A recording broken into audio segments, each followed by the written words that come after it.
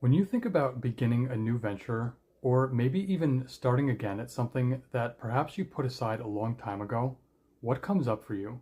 If you have had painful experiences of giving up at something because you weren't able to make it work or to be successful at it, then it's probably not a pleasant feeling. But I'm here to remind you of something that you already know on some deeper level.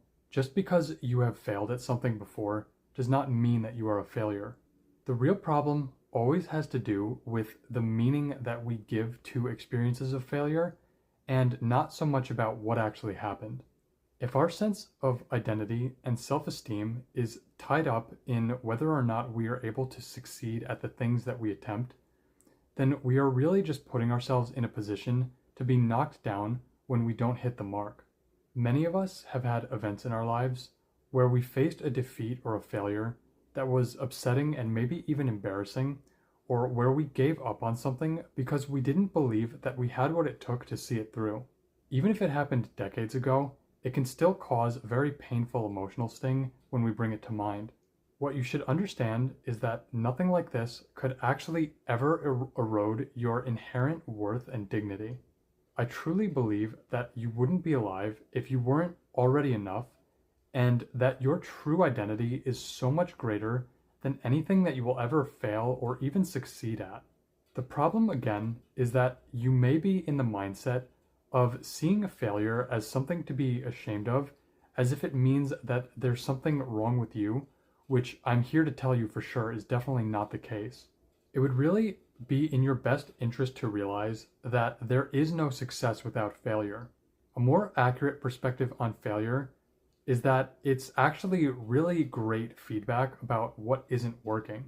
There is no growth and mastery without mistakes and failure, and anyone who has ever become incredibly successful at anything understands this, and that there is no failure so great that you could never hope to come back from it. It definitely takes courage to put ourselves back out there and either reattempt something that we once tried to make happen, or to attempt something brand new that we don't have a lot of experience with. But the real key to all of this is clarity. You should make it your mission to find something that is important enough to you that it is worth failing at. That means that you are so clear about what you are working towards and why you want it, that you are perfectly willing to endure all of the big and little defeats and setbacks that you will inevitably experience along the way. What I have found to be extremely helpful in this regard is to cultivate what is known as an anti-fragile state of mind. To me, this represents the energy of a fighter or a warrior who has their eyes on the prize and refuses to be discouraged by defeat. When your desire to achieve something is sufficiently strong, nothing is going to break your resolve to relentlessly pursue it. In this state of mind, you know what you're worth and what you are capable of. It is a deep inner feeling of determination that is going to take you the distance of the journey that you are embarked upon. It is an unbeatable attitude where you dig deep into the core of your being for all of the strength and resilience that you could ever need. This will really help you to see all the value and wisdom in every experience, especially all the failures, so that you can continue to grow and improve day by day. So take some time today to connect with your most important intentions and desires. Why do you want them, and what is so important to you about achieving them? Connect with this intrinsic source of motivation so that you can develop your anti-fragile state of mind.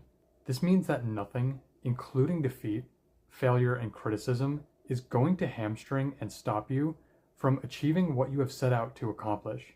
So go ahead and fail, but just make sure that you fail forward and resolve not to let defeat convince you that you don't have what it takes. If you are truly connected to your inner source of motivation and know that what you are aiming at truly matters, then I assure you that you already have what it takes. I really believe that you wouldn't have the dream and the desire in your heart if you didn't.